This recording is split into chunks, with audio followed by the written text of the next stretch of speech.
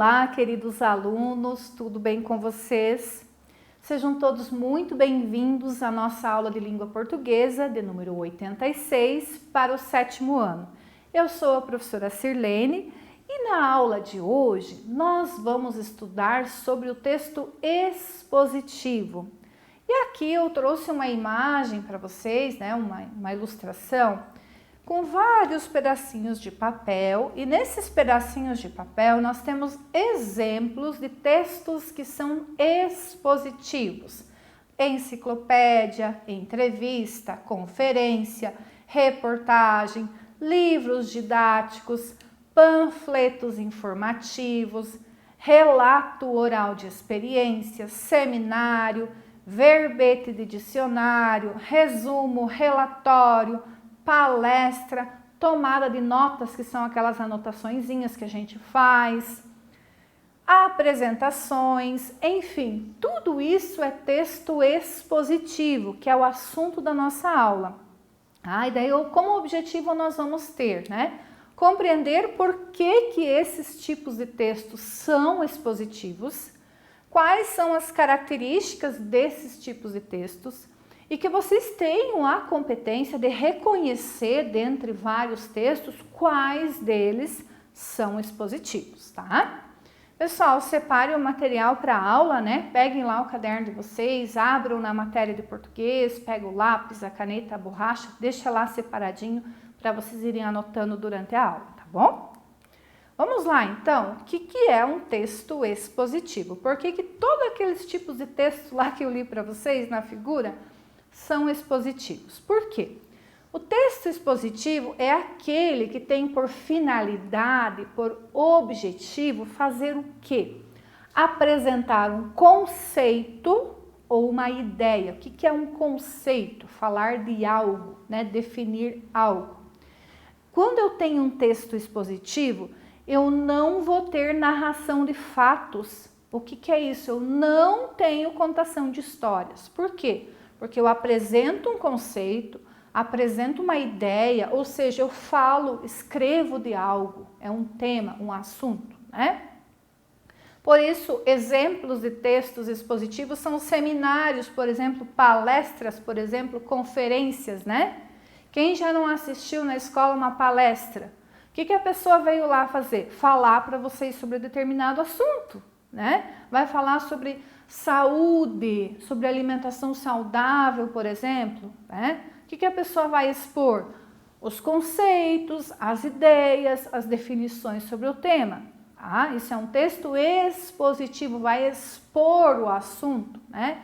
Os professores muitas vezes usam explicações para vocês, textos expositivos sobre determinados assuntos, né? O que eu estou fazendo aqui com vocês é um texto expositivo. Estou expondo para vocês o que é um texto expositivo.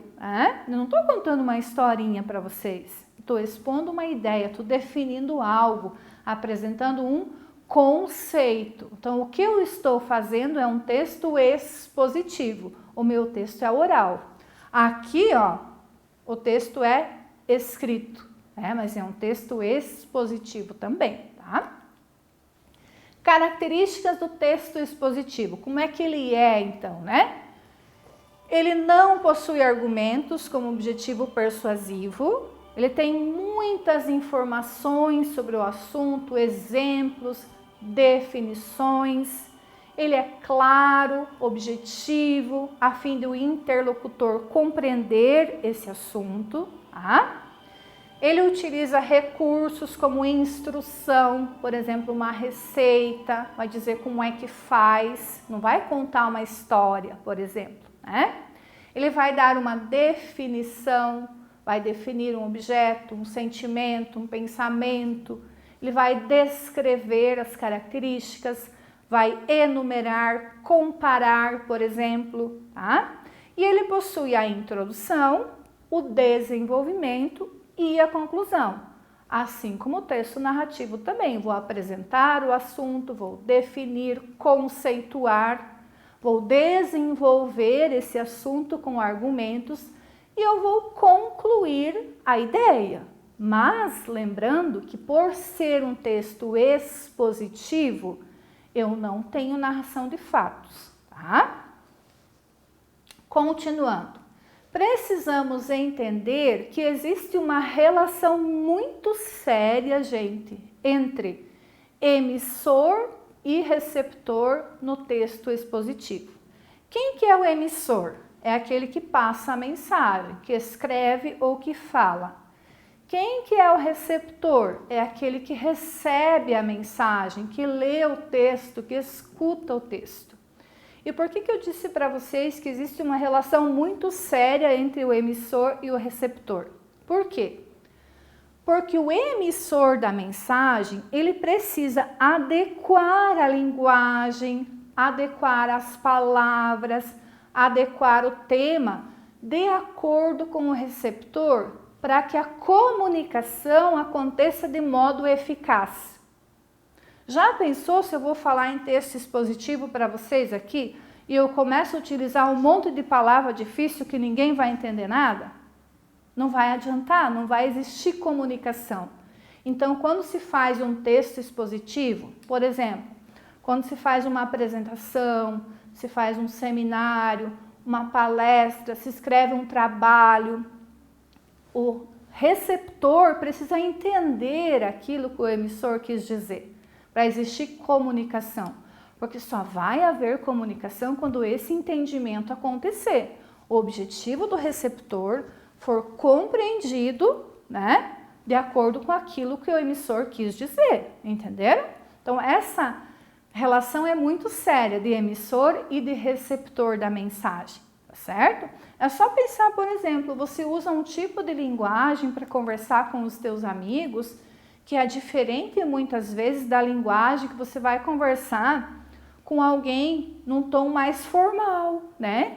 Ou quem já não passou pela seguinte situação, escutou algo, né? Escutou um discurso, por exemplo, ou leu um texto e não entendeu nada. Por quê?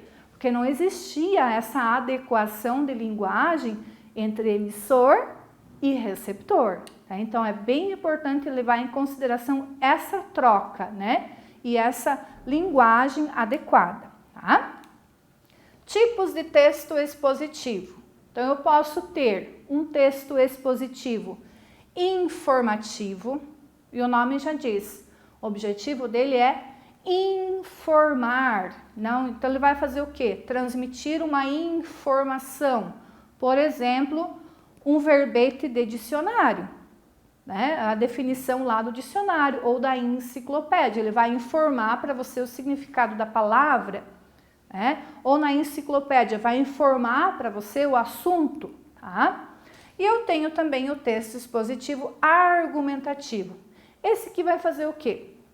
Ele vai apresentar o tema, vai apresentar argumentos, exemplos, com o objetivo de confirmar essa ideia, mas ele não pode apresentar opinião, tá? Senão já não vai ser mais texto expositivo, tá?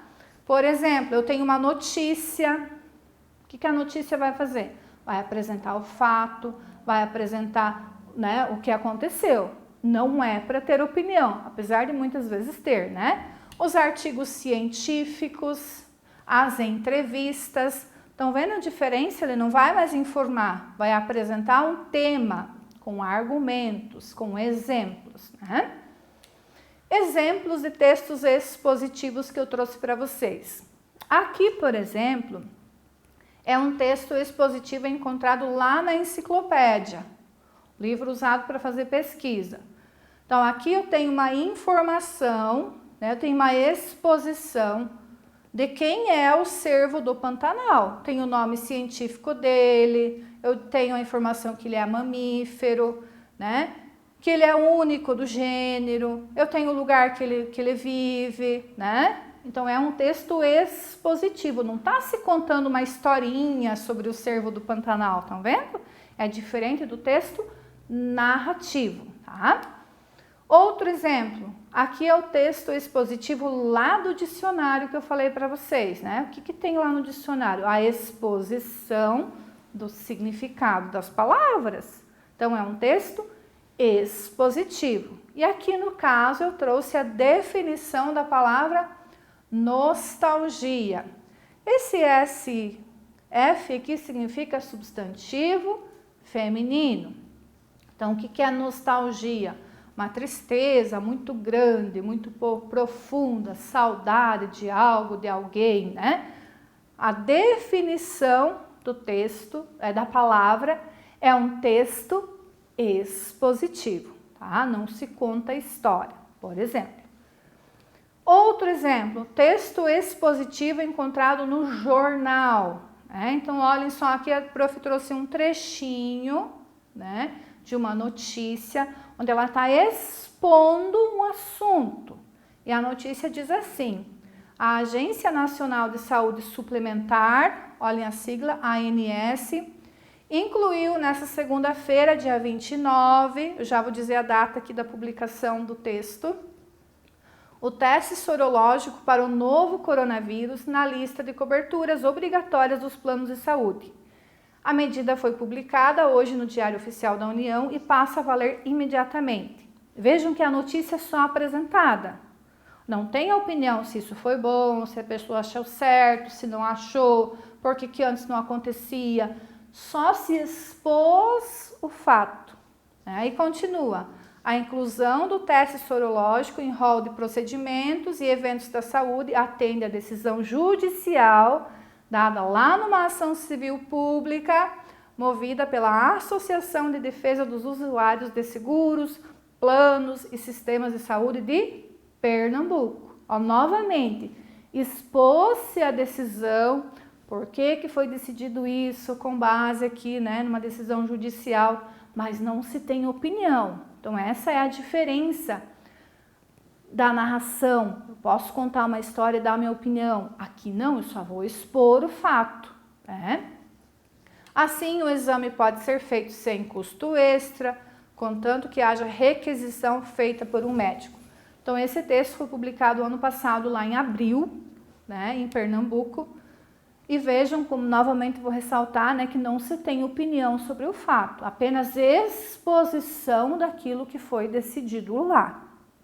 Que a partir desse dia 29 aqui, o exame, né, para detectar ou não o coronavírus é obrigatório para o plano de saúde sem pagar a mais, mas não se tem opinião.